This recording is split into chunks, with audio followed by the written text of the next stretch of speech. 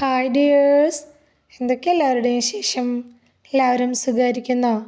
മുത്തുമണികളെ, ഞാനിന്ന് ഷെയർ ചെയ്യുന്നത് ഒരു അടിപൊളി ചിക്കൻ്റെ റെസിപ്പിയാണ് കേട്ടോ. ചിക്കനും വിത്ത് ഒരു ക്രീമി സോസൊക്കെ ആയിട്ടുള്ള ഒരു ചിക്കൻ്റെ റെസിപ്പിയാണ്. പാർട്ടികളിലൊക്കെ നമുക്ക് തിളങ്ങാൻ പറ്റിയിട്ടുള്ള നല്ലൊരു റെസിപ്പിയാണ് കേട്ടോ. നല്ല ടേസ്റ്റുള്ള റെസിപ്പിയാണ്.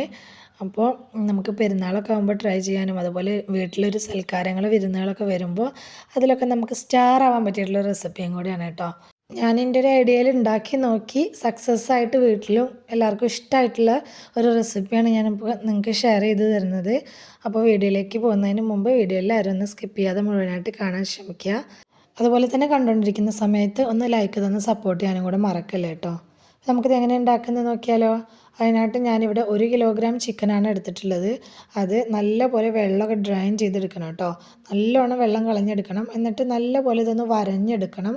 മസാല നല്ലപോലെ ഈ ചിക്കനിലേക്ക് പിടിച്ച് കിട്ടാനും വേണ്ടിയിട്ടാണ്. നല്ല രീതിക്ക് തന്നെ എല്ലാ ചിക്കൻ പീസസും നല്ലപോലെ ഒന്ന് വരഞ്ഞെടുക്കണം. നല്ല രീതിക്കൊന്ന് വരഞ്ഞെടുത്താൽ മാത്രമാണ് നമ്മുടെ മസാല ഈ ചിക്കനിലേക്ക് നന്നായിട്ട് പിടിച്ച് കിട്ടുള്ളൂ കേട്ടോ. ഞാനിതപ്പോൾ നല്ലപോലെ ഒന്ന് വരഞ്ഞെടുത്തിട്ടുണ്ട്. ഇനി നമുക്കിതിലേക്ക് മസാല തയ്യാറാക്കിയെടുക്കാൻ ഒരു ചെറിയ കഷ്ണം ഇഞ്ചി ഇതുപോലെ കട്ട് ചെയ്തിട്ട് എടുത്തിട്ടുണ്ട്. ഒരു 2 കുടം വെളുത്തുള്ളി ഇട്ടിട്ടുണ്ട്. ഒരു കുഞ്ഞു പീസ് സവാള അല്ലെങ്കിൽ 2 ചെറിയുള്ളി ഇട്ടാലും മതി. എരിവിന് ആവശ്യമായിട്ടുള്ള പച്ചമുളക്, ഒരു ക്യാപ്സിക്കത്തിൻ്റെ പകുതി, ഒരു പിടി മല്ലിയില, അതുപോലെ തന്നെ ഒരു പിടി പുതിന ഇലയും കൂടി ചേർത്ത് കൊടുക്കുക.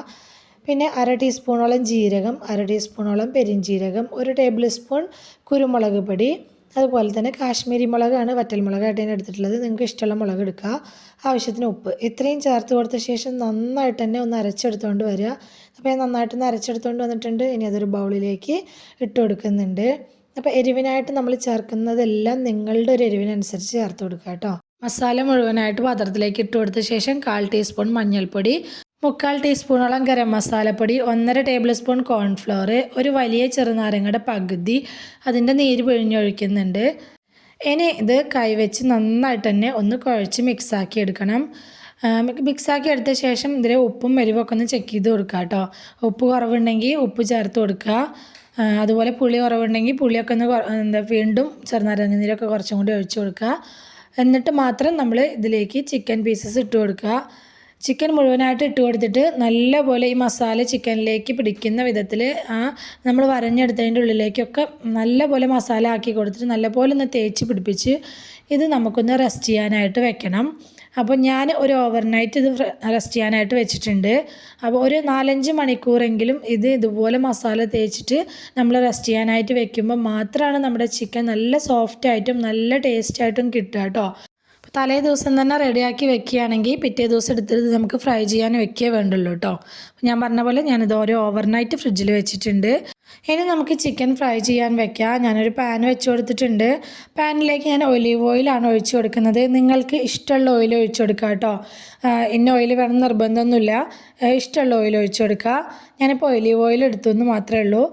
ഓയിൽ നല്ലപോലെ ചൂടായി വന്ന സമയത്ത് ഇതിലേക്ക് ചിക്കൻ മസാല തേച്ചിട്ട് ഫ്രിഡ്ജിൽ വെച്ചിട്ടുണ്ടായിരുന്നത് നമ്മൾ ഇതുപോലെ വെച്ച് കൊടുക്കുക. അപ്പോൾ ഞാൻ മുഴുവനായിട്ട് തന്നെ ഈ പാനിൽ അഡ്ജസ്റ്റ് ചെയ്ത് വെച്ച് കൊടുത്തിട്ടുണ്ട് കേട്ടോ. അപ്പോൾ ഒരുപാട് അങ്ങ് ഓയിൽ ഒഴിച്ചിട്ട് നമ്മളിത് ഡീപ്പ് ഫ്രൈ ചെയ്തെടുക്കുകയെന്നല്ല, കുറച്ച് ഓയിൽ ഒഴിച്ച് കൊടുത്തിട്ട് അതിലാണ് നമ്മൾ ഈ ചിക്കനെ ഫ്രൈ ചെയ്തെടുക്കുന്നത്. അപ്പോൾ ചിക്കൻ മുഴുവനായിട്ട് വെച്ച് കൊടുത്ത ശേഷം ഞാനിതൊന്ന് മൂടി വെച്ച് കൊടുക്കുന്നുണ്ട്. കാരണം നമ്മൾ ഒരുപാട് ഓയിലല്ലല്ലോ ഇത് ഫ്രൈ ചെയ്തെടുക്കുന്നത്. അപ്പോൾ ചിക്കൻ അത്യാവശ്യം നല്ല രീതിക്കൊന്ന് വെന്ത് കിട്ടണമെന്നുണ്ടെങ്കിൽ ഇതൊന്ന് മൂടി വെച്ച് കൊടുക്കുക. മൂടി വയ്ക്കുമ്പോൾ അതൊന്ന് കുറേശ്ശെ വെള്ളമൊക്കെ ഒന്ന് ഇറങ്ങി വരും കേട്ടോ. വെള്ളം ഇറങ്ങി വരും. ആ വെള്ളത്തിൽ കിടന്നിട്ട് ആ വെള്ളത്തിലും ആ ഓയിലിലൊക്കെ കിടന്നിട്ട് ചിക്കൻ നല്ലപോലെ ഒന്ന് വെന്ത് സോഫ്റ്റ് ആവും. അപ്പോൾ ഒരു സൈഡ് ആയിട്ടുണ്ട്. അപ്പം ഞാൻ തിരിച്ചിട്ട് കൊടുക്കുന്നുണ്ട്. ആ സമയത്ത് കണ്ടതിൽ കുറേശ്ശെ വെള്ളമുണ്ട്. അത് കുഴപ്പമില്ല. അതിൽ തന്നെ കിടന്നിട്ട് നമ്മുടെ ചിക്കൻ നല്ലപോലെ ഒന്ന് സോഫ്റ്റായിട്ട് വരണം കേട്ടോ. അപ്പോഴാണ് ഈ ചിക്കൻ നല്ല നമ്മൾ കഴിക്കാൻ എടുക്കുന്ന സമയത്ത് നല്ല സോഫ്റ്റായിട്ട് നമുക്ക് കിട്ടുള്ളൂ. അതിപ്പോൾ തിരിച്ചിട്ട് കൊടുത്തിട്ട് വീണ്ടും ഒന്ന് മൂടി വെച്ച് വേവിച്ചെടുക്കുന്നുണ്ട്.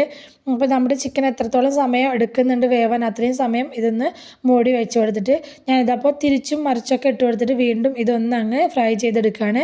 പിന്നീട് ഞാനിത് മൂടി വെക്കുന്നില്ല കേട്ടോ. അപ്പോൾ മൂടി വെക്കാതെ ഇതുപോലെ ഇടയിലൊന്ന് തിരിച്ചും മറിച്ചൊക്കെ ഇട്ടൊന്ന് ഫ്രൈ ചെയ്തെടുക്കുമ്പോൾ നമ്മുടെ ഈ ചിക്കനിലുള്ള വെള്ളമൊക്കെ വറ്റി ചിക്കൻ നല്ല ഫ്രൈ ആയിട്ട് നമുക്ക് കിട്ടും. ഇതപ്പോൾ ചിക്കനിലെ വെള്ളമൊക്കെ വറ്റി നല്ല രീതിക്കൊന്ന് ഫ്രൈ ആയി കിട്ടിയിട്ടുണ്ട്.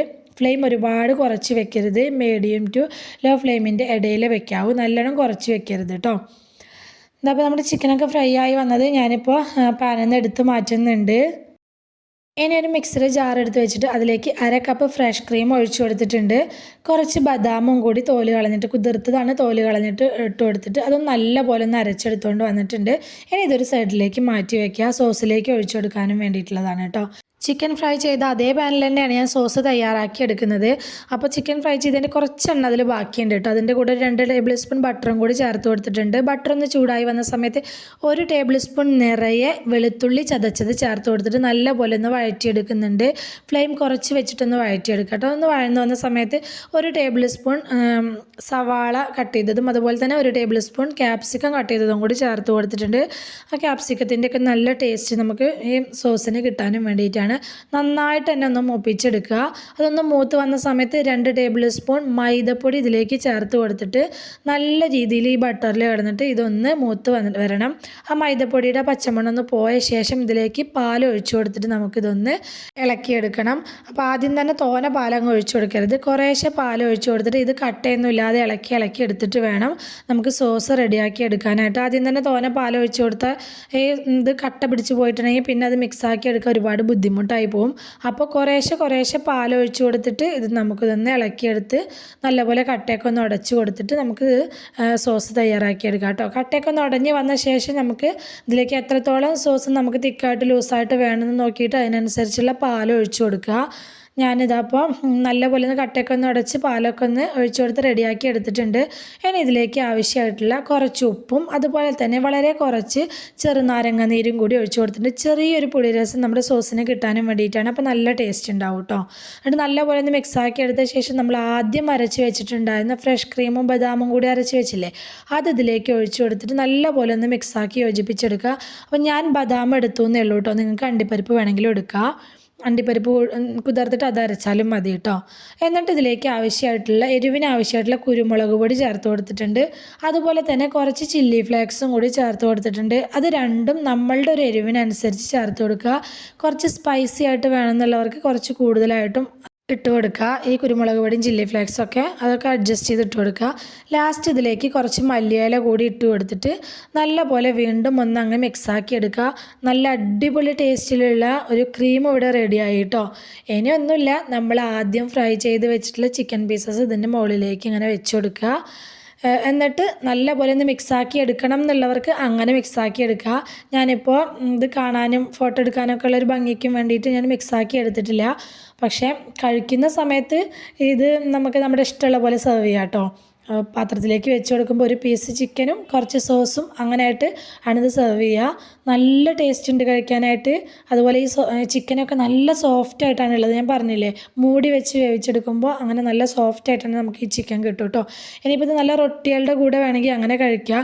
ഞാനിതിപ്പോൾ നല്ലൊരു മന്തി റൈസിൻ്റെ കൂടെയാണ് കഴിച്ചിട്ടുണ്ടായിരുന്നത്. തീർച്ചയായിട്ടും എല്ലാവരും ഒന്ന് ട്രൈ ചെയ്ത് നോക്കണം കേട്ടോ. ഉണ്ടാക്കി നോക്കിയിട്ട് നിങ്ങളുടെ അഭിപ്രായങ്ങൾ കമൻ്റായിട്ട് പറയണേ. ചിക്കനോ മട്ടനോ ബീഫോ ഒന്നുമില്ലാതെ തന്നെ നല്ല പ്ലെയിനായിട്ട് നല്ല ടേസ്റ്റുള്ളൊരു മന്തി റൈസ് ഉണ്ടാക്കിയിട്ടുണ്ടായിരുന്നു.